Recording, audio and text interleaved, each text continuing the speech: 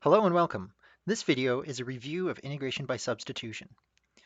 Now, as we start Calculus 2, we are assuming that we've already seen integration by substitution in Calc 1.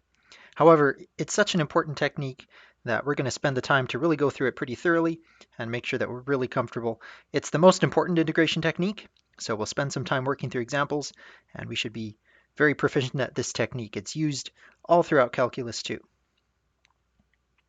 All right, let's talk about the process of integration by substitution. So you should have sitting in front of you this printed out note sheet. You should have some notebook paper also to take notes in separately, and you can follow along and fill in the blanks as we go. When you're solving an integral using integration by substitution, the first step is to look at the integral and pick an inner function. Now, let's work through an example alongside this discussion. The example that we'll work through is the integral of 2x cosine of x squared. So for step 1, we want to pick an inner function, call it u. I see an x squared as the function inside of the cosine, so that's an inner function. I'm going to call that function u. So we pick u equals x squared. Notice that the derivative of x squared is 2x, which is sitting right here. All right, second step, find the derivative of x and solve for dx in terms of du. So step 2, we find du dx. Derivative of x squared is 2x. Now I want to solve for dx. I'm treating this derivative notation as if I can split it apart as a fraction.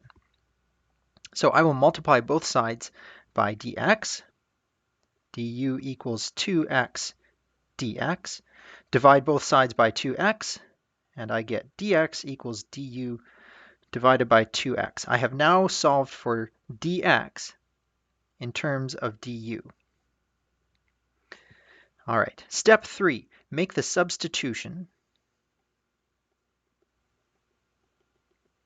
for u and for dx and simplify.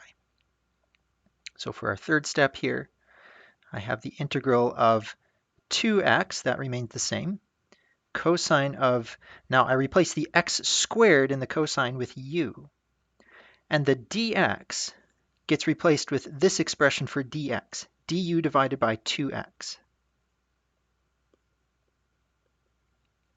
I can simplify. Notice that I have a 2x divided by 2x. I can cancel those common expressions, and I'm left with the integral of cosine of u, du. The final step is to evaluate the new integral. So we look at the integral of cosine of u du, that is sine of u. And finally, I express the answer in terms of the original variable.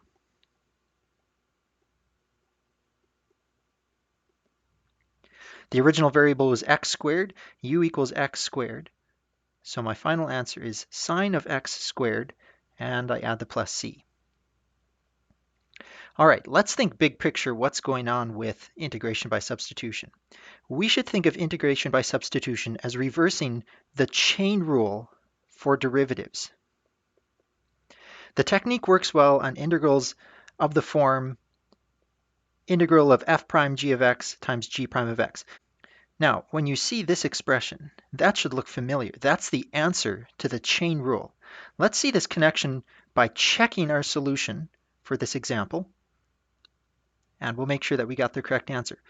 We can always check an antiderivative problem by taking the derivative of the answer. Let's do that here. I want to take the derivative of sine of x squared plus c. The c is a constant, so the derivative of that is 0. Now for the derivative of sine of x squared, derivative of sine is cosine of x squared times the derivative of the inner function x squared times 2x. This is from the chain rule.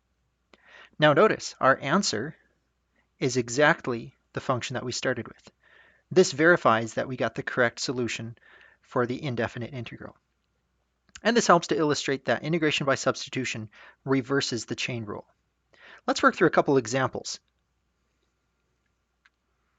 Let's take a look at example 1. We have the integral of 3x squared sine of x cubed plus 1 dx.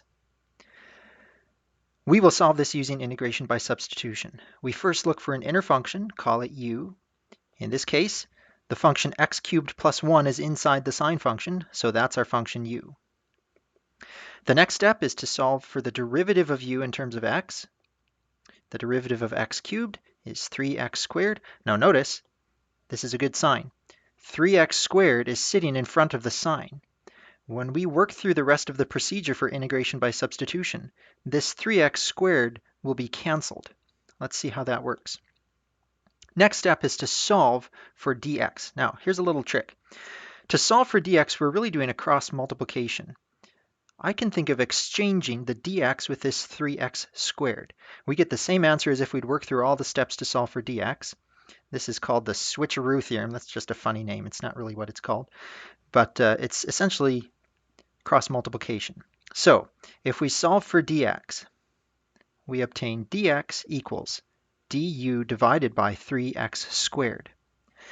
All right, now we're ready to substitute into the integral.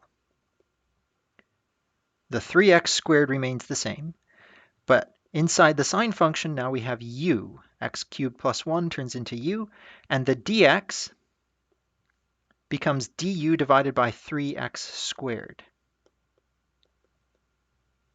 All right, notice that the 3x squareds cancel nicely.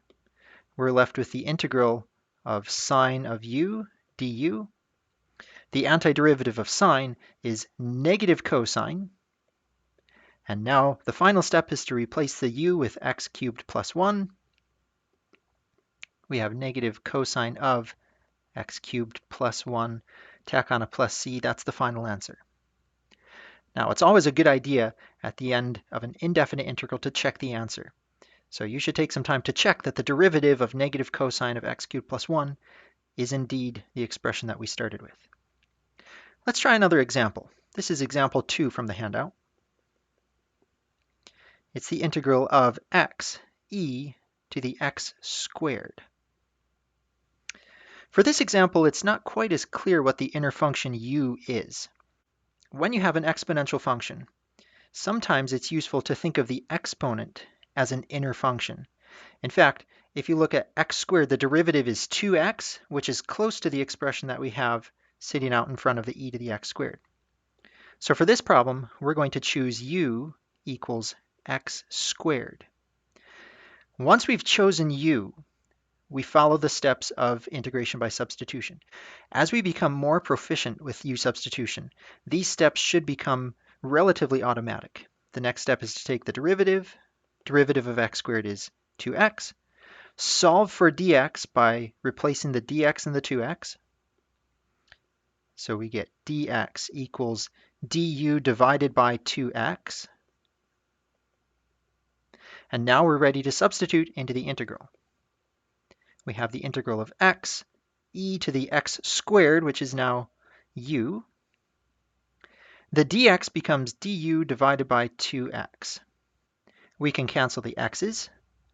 And now this du divided by 2, that notation doesn't look so nice, but essentially we're dividing everything by 2, which is multiplying the entire integral by 1/2.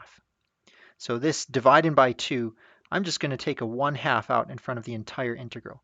Any constant can be factored out in front of the integral symbol, and I have the integral of e to the u du.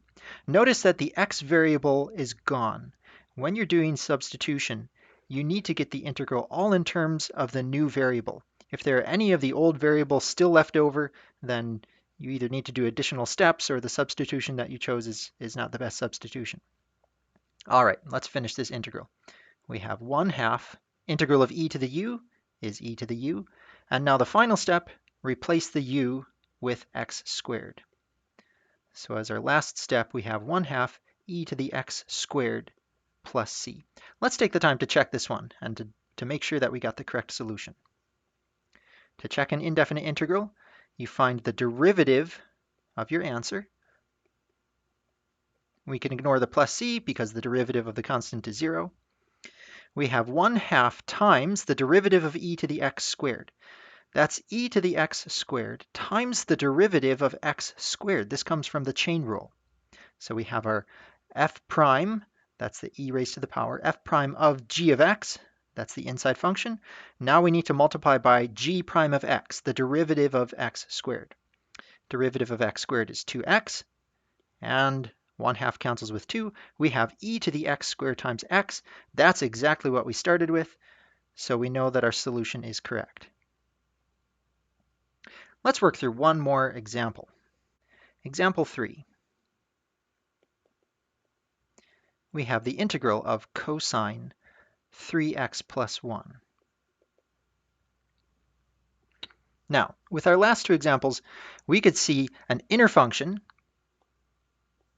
and we could see the derivative of the inner function sitting out in front of the integral. Inner function, derivative sitting out front. That's a good indication that integration by substitution is the correct technique to try. To determine if u substitution is a good integration technique, look for some inner function, g, or we're calling it u, where the derivative, g prime, appears elsewhere in the integrand. Also, u substitution is the default technique to try if we're looking at an integral and we really don't know what else to do. So we'll see some of these concepts as we continue to solve u substitution problems. All right, let's return to example 3. Here we have the integral of cosine of 3x plus 1. I'm going to choose u to be the inner function 3x plus 1. I take the derivative of u as my next step. The derivative of 3x plus 1 is 3. Solve for dx. I switch the dx with the 3, and I get dx equals du divided by 3. And now substitute. The integral of cosine of u. Dx becomes du divided by 3. Dividing by 3 is the same as multiplying by 1/3. So I take a 1/3 in front of the integral. I have the integral of cosine of u, du. Integral of cosine is sine. This becomes 1/3 sine of u. Last step, replace the u with 3x plus 1. 1/3 sine of 3x plus 1 plus c. That's my final answer.